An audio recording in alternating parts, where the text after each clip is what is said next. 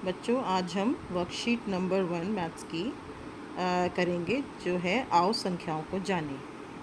तो सबसे पहले इसमें आता है प्राकृत संख्याएं।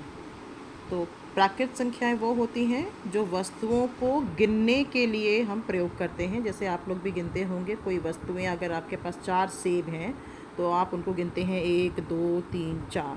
तो वो 4 जो है वो क्या है, एक प्राकृत संख्या है। तो इस प्रकार की संख्याएं जो गिनने के लिए प्रयोग होती हैं, जैसे 1 2 3 4, ये हमारी प्राकृत संख्याएं होती हैं। तो उसके बाद आता है पूर्ण संख्याएं। अब जब हम प्राकृत संख्याओं में एक संख्या और मिला दें, ज़ीरो, क्योंकि प्राकृत संख्याएं जब तक हमने जब खोज की हमने, तो हमें ज़ीरो का पता नहीं था कि ज़ीरो भी कोई संख्या होती है। तो ज़ीरो के खोज के बाद हमने ज़ीरो को भी जब संख्याओं में शामिल किया तो हमने संख्याओं को नया नाम दिया और हमने कहा कि वे अब पूर्ण हो गई हैं, तो पूर्ण संख्याएं हमने उनको नाम दिया। यानी प्राकृत संख्याएं और पूर्ण संख्याओं में सिर्फ एक ही अंतर होता है, शून्य का, ज़ीरो का। यानी प्राकृत संख्याएं और ज़ीरो मिलकर बनता है पूर्ण संख्याएं। अब उसके बाद आता है पूर्णांक। जब पूर्ण संख्या में प्राकृत संख्याओं के ऋणात्मक को शामिल कर लेते हैं, यानी ये ज़ीरो से ज़ीरो 1 2 3 आपने पहले ही पढ़ा हुआ, ये पूर्ण संख्याएं हैं। इनमें अगर हम -1 -2 -3 ये और इस तरह की आगे चलते जाएं, -4 -5 -6 -7, इस तरह से, तो इधर माइनस की तरफ भी जितनी इधर जमा की तरफ उतनी ही इधर घटा की तरफ, बीच में शून्य। तो ये सारे मिलके हमारे बन गए पूर्णांक। ये सब आपने पहले पढ़ा भी हुआ है। तो जब हम उसके बाद पूर्णांकों के बाद एक नई प्रकार की संख्याएं जो हम पढ़ेंगे वो है, और वो आप पहले पढ़ भी चुके हैं हालांकि, जब हम पूर्णांक को अन्य पूर्णांक से भाग करते हैं तो हमें कुछ ऐसी संख्याएं प्राप्त होती हैं जो पूर्णांक नहीं है। जैसे अगर हम एक को 5 से भाग करें, अब ये एक भी पूर्णांक है, 5 भी पूर्णांक है, लेकिन जो 1/5 है वो ज़रूरी नहीं कि जो आए वो पूर्णांक हो। जैसे यहाँ पर 1/5 पूर्णांक नहीं है। तो ये इस प्रकार की संख्याएं 3/7 ऊपर और नीचे यानी अंश और हर दोनों में पूर्णांक हैं, लेकिन जो 3/7 नई संख्या बन गई है वो पूर्णांक ज़रूरी नहीं है कि वो पूर्णांक हो।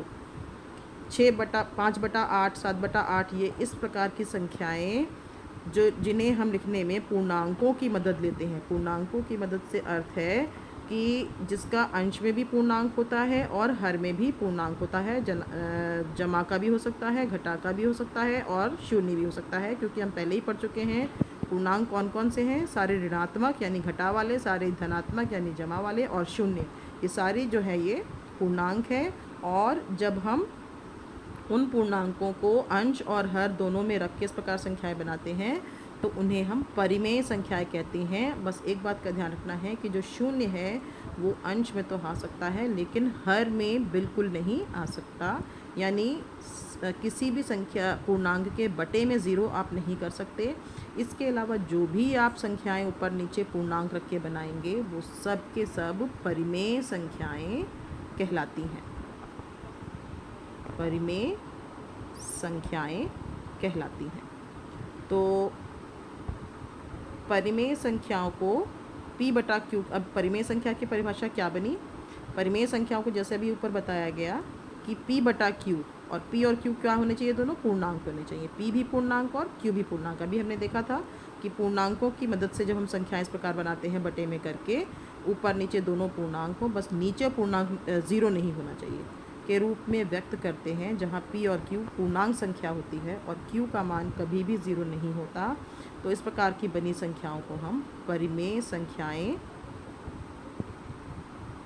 कहते हैं। तो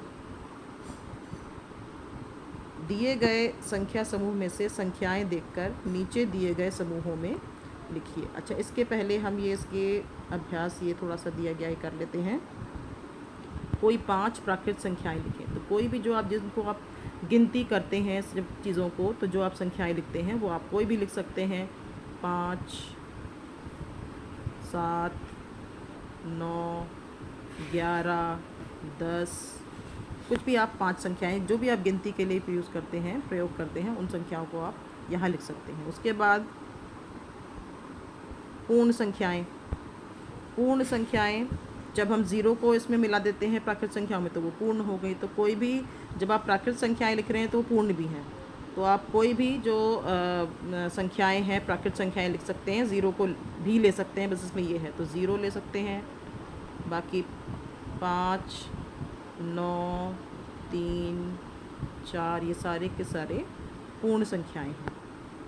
तो अब आते हैं पूर्णांक पे। कोई 5 पूर्णांक लिखिए। 5 पूर्णांक आप कोई भी लिख सकते हैं, जिसमें घटा के भी शामिल कर लीजिए, आप जमा के भी कर लीजिए और ज़ीरो भी कर लीजिए। तो हम ऐसे कर लेते हैं -4, -2, 0, 3, 4।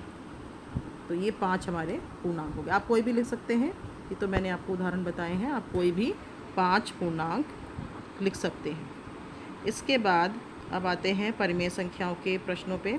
तो आपको पता है परिमेय संख्याएं क्या हैं, जिसमें अंश और हर दोनों में पूर्णांक हो, ऐसे आपको बताना है। तो अब इनमें से आपको बताना है प्राकृत संख्या समूह कौन कौन से हैं, इनमें से कौन कौन से जो संख्याएं हैं वो प्राकृत संख्याओं में आ रही हैं। तो आप देख रहे हैं 1 है, 4 है, 7 है, फिर ये नहीं है, ये नहीं है, ये नहीं है। अब बाकी ये 8 है। घटा, क्योंकि प्राकृत संख्या घटा में नहीं होती है तो घटा वाले हम नहीं ले सकते हैं। जमा का 8 आएगा, 18 आएगा। और इस प्रकार से आपको सब में देखना है, ये आपको खुद करना है कि इनमें से इन समूहों में कौन कौन से संख्याएं आ रही हैं। और यहाँ पर आपको कोई भी 5 परिमेय संख्याएं लिखनी हैं। अब आपको ये ध्यान रखना है कि अंश और हर दोनों में क्या रखना है, पूर्णांक रखने हैं और नीचे ज़ीरो ना हो, बस इसका ध्यान रखना है। कोई भी आपको ऊपर एक संख्या, नीचे एक संख्या और इस प्रकार से जो संख्या बनेगी वो परिमेय संख्याएं आपको कोई भी 5 बनानी है। तो ये थी आपकी आज की वर्कशीट। इसे आप पूरा करिए और भेजिए।